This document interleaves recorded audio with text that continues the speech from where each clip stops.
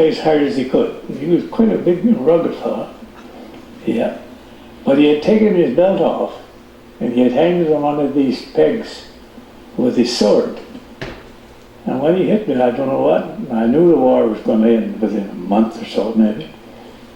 I almost grabbed his sword out of that scabbard and took his head right off. But I said, well, he'll kill me, that's for sure, but he'll kill maybe everybody else in the camp.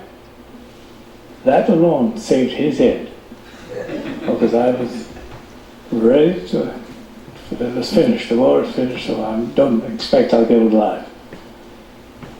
I was tempted to take that sword off there and hit him a good bunch at the same time, and then slash him. Well, they just took us and put us into a little place about this square down in the basement. And it had a little gate, put this wide side with the openings, 8 bars and 3 or 4 bars. So there was a guard outside standing out there. But we were on the inside down in there. And it was cold. It was on the 17th of March. And we were on the floor and our feet were freezing and our legs had swollen. So some of the guys would collapse. So when they collapsed, they'd open that door where they'd put us in and pull them fellows out there and beat them. So a fellow named Frankie Ebden, small, and he had a bullet that cut him right in the shin. And it broke his jaw and came out back here. And he was collapsing. So he was in the middle of the room. See, there was one of us in each corner. And there wasn't room, there was only 4 corners.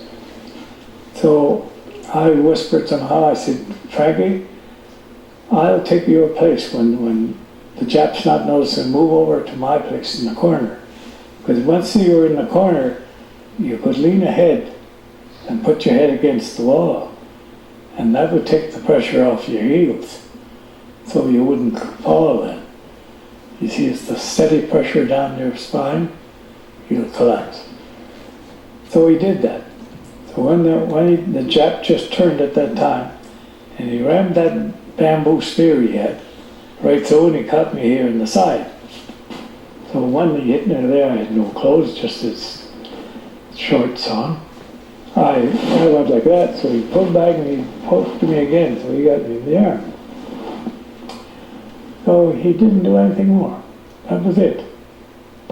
And that's enough for you. Anyway, when they took us out of there, and he made us work, I forget how many days now, without going down the mine anymore. Yeah, they just kept us under guards for about a couple of weeks. The character. So here's not the greatest of maps there, but just to give you an idea, all the different camps, all over Japan. That's an area of study all in itself, the different prison camps. 137 Canadian soldiers died as prisoners of war on the island of Japan. So we have 119, I think it was, in Hong Kong, and another 137 in Japan. August 6, 1945, the Americans launched the first of what was going to turn out to be 2 atomic bombs on Japan. August 6, 1945, Hiroshima.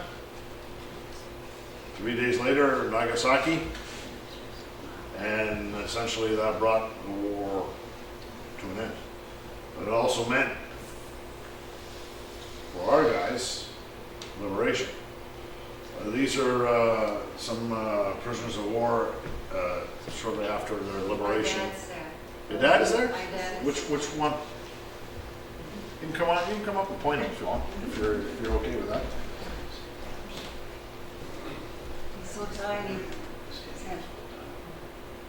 Right there. Yeah. What's his name? Louis Gignac. Louis Gignac. Louis Gignac. Oh, yeah. Did you know him? Oh, yes. Oh, good. Postmaster, yes. Yeah. Yeah. I did. Yeah. Yeah. Louis Gignac. Yeah, Wow. yes. He was so tiny, he was just skin and bones. I Yeah. have pictures at home.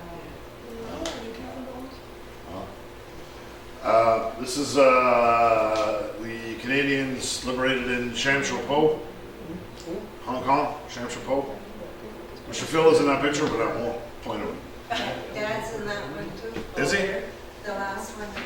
Okay. Yeah. This is Mr. Phil when he arrives in Montreal. Wow. I would have loved to have been there. I got a feeling that we would have had a good time. Yeah. So worked his way back to, they basically did the same trip, essentially in reverse. For Mr. Phil, it was Hong Kong, Manila, San Francisco, Seattle, Victoria, and eventually worked his way back to Richmond. The 1,975 Canadians who were sent to Hong Kong in the fall of 1941, 290 were killed in the battle. 264 died as prisoners of war. 7 survive to this day. Phil Doddridge, George MacDonnell, Robert Barger, Armidas Fredette, Ralph McLean. Armidas Fredette. Yeah, I named him 2 more. Eddie Kempton still alive? Bob Barger. I named him 2. Eugene LeBlanc. No. And, Eddie Kempton still alive? no. Colton. Colton? Colton, yeah. So there you go. So 7 remaining today.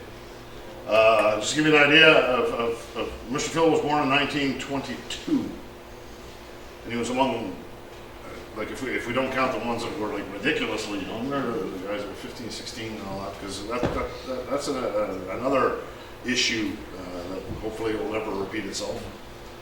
But Mr. Phil was among the youngest of the guys.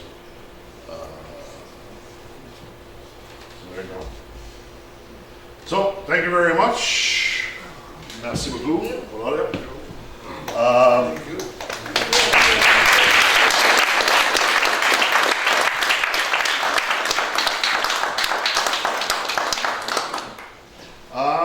I'd like to introduce somebody now. I was supposed to do this before.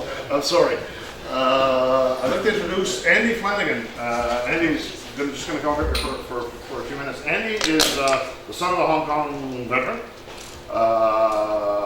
And he's also the author of a book, The Endless Battle. I'm sure all of you know who he is. Stand right over there. And I'm just going to hand it over to him for a few minutes. And once again, thank you very much, everybody, for showing up. And it was a pleasure to meet a lot of you. All right, actually. All right. First of all, thanks, Tom, for inviting me. Thanks for helping us all keep the memory alive.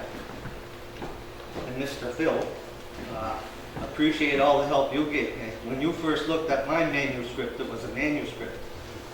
Phil kept finding all these little things that I should have never known. And I'll give you one little example. The patrol dump, I call it. No, that was the petroleum dump. So he caught me on all those little things that you wouldn't catch, otherwise. So I think that was great. As far as my book, my father kept diaries of everything. From the Battle of Hong Kong, this is the 18-day battle. He wrote a little piece of a scribbler, and if you look at it real close, you can see that there's squares. He folded it up into 1-inch square, and he kept it in the lining of his boot all the time that he was a prisoner of war, so the Japanese wouldn't take it on him. And there's some pretty good reading in that. In the book, I have that, but mostly I started pass it around, Phil, if you want. In the back, I have some of his diaries, but every day he wrote when he was a prisoner of war, and we were able to translate them. And he was the type of guy, much like Mr. Ross, and he just reminds me of Mr. Ross.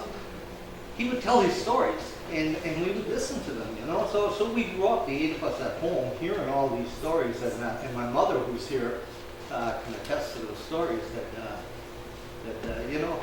when you grow up that way, you get to know the story really well, and then you have the backup for it. Then I decided I should write something about it. And of course, he passed away, which was, I should have wrote it 10 years before, but I guess we still have the memories of it.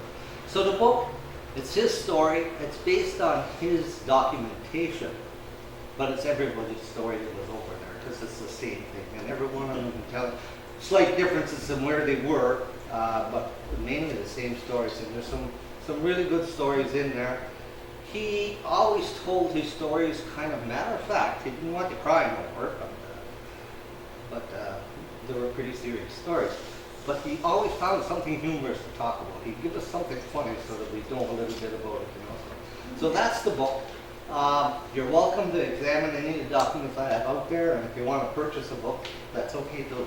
Did he go to Japan? Or He went to Japan. He went over on the same boat, but he went right to Tokyo, and they had to.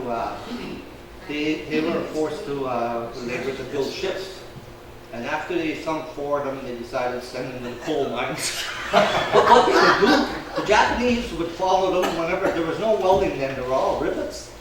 And the Japanese inspector would come and he'd tap on each rivet. And when he was out of sight, they'd grind that rivet down as much as they could. So when the ships got out and started working the ocean, the rivets started popping. And they allegedly sunk 4 of them anyway. But by the 4th one, they launched it and they didn't get it halfway across the harbor. It sunk right there. So they shipped them off to Sendai coal mine. They said, you can't sink anything up here. So. But it was hard on him. He came home, he only weighed 68 pounds. I have a picture from back there. It was really tough.